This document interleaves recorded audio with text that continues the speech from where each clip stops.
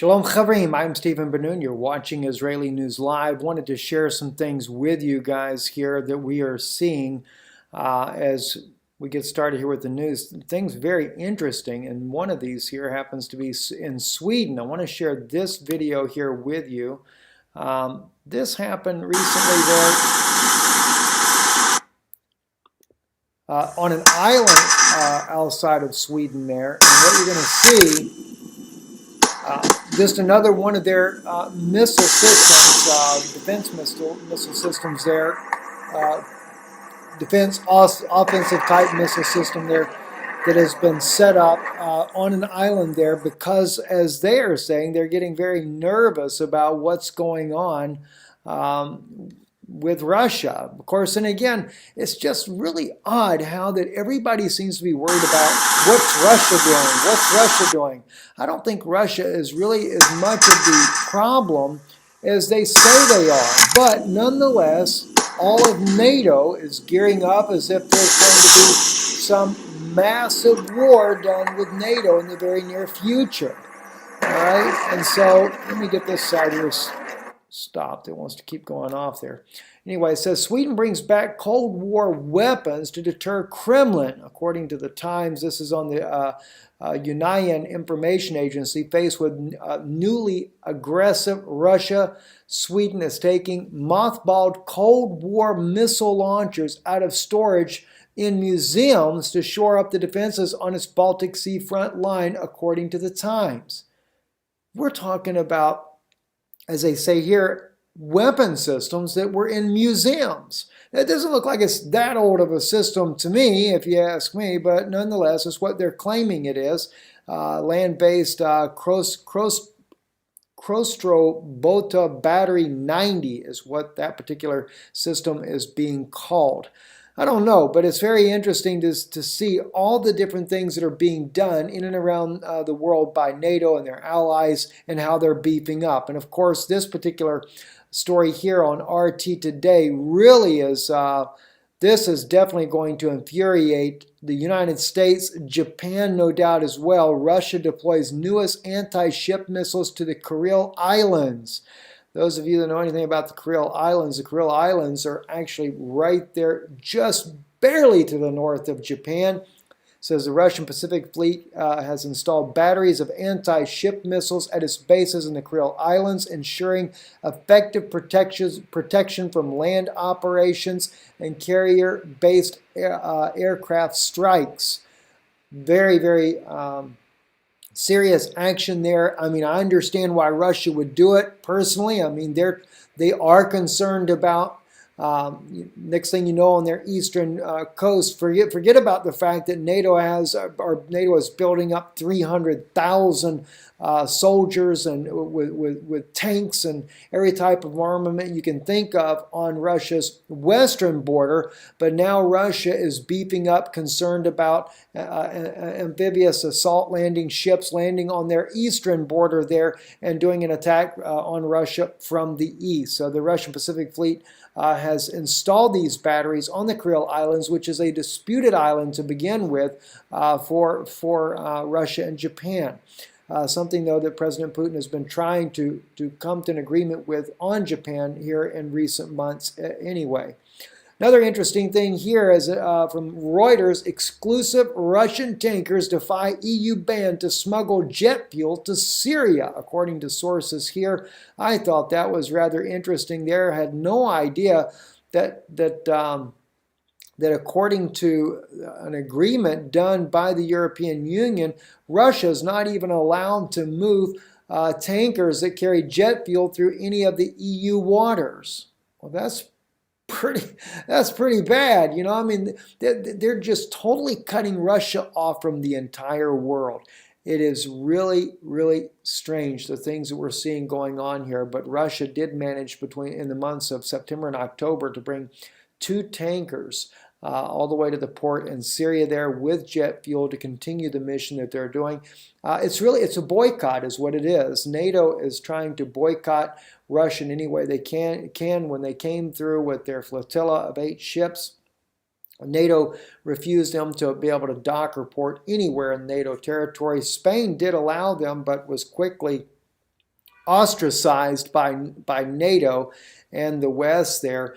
And this comes down to it is a major New World Order agenda without even question, if you ask me. You know, also the UN chemical watchdog refuses to send experts to Aleppo under Western pressure, according to President Lavrov. And here's the article on that right here. It has been reported on several occasions already that the U.S.-backed rebels, al-Nusra, al-Qaeda, they all have been using chemical weapons on the citizens in western Aleppo. Now, when there was a big to-do over Assad supposedly using chemical weapons on its own citizens, real quick like, there were inspectors sent to Syria to determine what type of gas was being used. Of course, we found out later from Aaron Erdem, who was a parliament member of Turkey, that brought the records forth showing that those chemical weapons that were used in Syria were actually done by ISIS, smuggled through the Turkish border, and as he stated, it could not have been done without Western allies knowing that it was being done through Turkey. And from one of our own sources that we have, very close to people inside of Turkey, that stated to us that Erdogan was promised a great deal inside the New World Order if he did the dirty work for the United States. So it seems like Erdogan's been a very busy man. But anyway, at this point here, the UN Chemical Watchdog has refused to send the experts to Aleppo on these gas attacks. And of course, it might be good to note as well, Vanessa Beatley has reported, she's an independent journalist, and she has clearly reported that indeed the chemical weapons factory inside of Syria is under the control of the U.S.-backed rebels. So it's not Bashar al-Assad making these chemical weapons. And I know that there are some out there that are trying to say, oh, Bashar al-Assad is still making chemical weapons. Well, they're definitely still being made in Syria. And I agree with that, but it's not by Bashar al-Assad. It happens to be by those U.S.-backed rebels inside of Syria. They're the ones that are controlling the chemical factory and are able to produce these weapons and are using them on once again on the civilian population in western Aleppo. Anyway, goes on to say the Organization for the Prohibition of Chemical Weapons refuses to send its experts to Aleppo to check substances used by rebels in attacks. The move was seemingly done under pressure from our Western colleagues, Russian Foreign Minister said. That's Foreign Minister Lavrov, that is. Anyway, the Russian specialist found that militants in eastern Aleppo used ammunition with poisonous substances with the ammo targeting West Aleppo. The collected samples leave no doubt that it is a toxic agent, Sergei Lavrov said in a press conference with his Belarusian counterpart in Minsk, as cited by the Interfax news agency. Moving on over here to conclude our broadcast here for this evening is on Fukushima. Now, I reported just in a quick take earlier there that 7.3 earthquake, as we know, that happened just the other day. And from one report, it looked like that it had been a 7.4 aftershock. But I actually believe that what that was that I was seeing is that it was just a difference of opinion on what the initial earthquake was.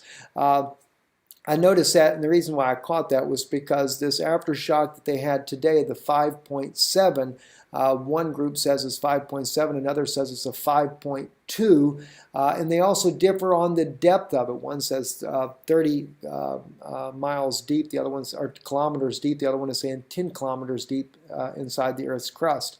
Nonetheless, as those of you already know, there was a tsunami about 3 meters high, close to 9 foot in height, that did sweep ashore around Fukushima. And of course, you know, the damage from a 7.3 was pretty bad. Nothing like that of New Zealand's earthquake. New Zealand has definitely saw some images of that today, of the huge cracks in the Earth's crust there in New Zealand, in the mountains of New Zealand. Very, very tremendous quake itself. Anyway, I'm Stephen Benoon. You're watching Israeli News Live. Do keep in mind we are having some internet difficulty. Where we're at right now, we had to do some traveling for personal issues that we have to take care of on our paperwork here. So we have been on the road and we'll be back soon. And I'm going to go back, once I get back, the interview I did with Dr. Pigeon there, I will get that redone. I finally figured out a way that I can actually capture the image where I'm in the interview with him, that we'll be able to get that up for you. Hopefully this coming weekend we can put that up there with the audio enhanced and get this all better. Guys, we're dealing with hacks that have been going on in our ministry here. We've been hit. Our main computer, we use a very old camera that's our secondary camera. It still uses the old little disc in there that you record, not disc, but like a VCR tape, but a little mini tape that we were using for that. Pretty outdated, and we only have one computer that we can upload this image into, and they have attacked that computer. So we're going to have to replace the computer as well. We do need to replace this camera to where we have two cameras that are both using the memory sticks instead. We have one Sony, so we do need to take care of that. And with that in mind, if God lays it on your heart to try to help with these endeavors that we're dealing with, plus we are moving our office, our time is up where we live at, so we have to move, and we don't have a big enough place to put our office in the next house we'll be leasing. So anyway, if God lays it on your heart, you'd like to be a part and help this work that we're doing here, visit our website, IsraeliNewsLive.org. I'll leave a link in the attachment. You can also go to IsraelReturns.com. And also on IsraelReturns.com, there is a place there where you can see, if you prefer to do this by mail, you can send it in the Czech Republic, in Prague at P.O. Box 46. I'm Stephen Ben-Nun. You're watching Israeli News Live. Shalom and have a great day.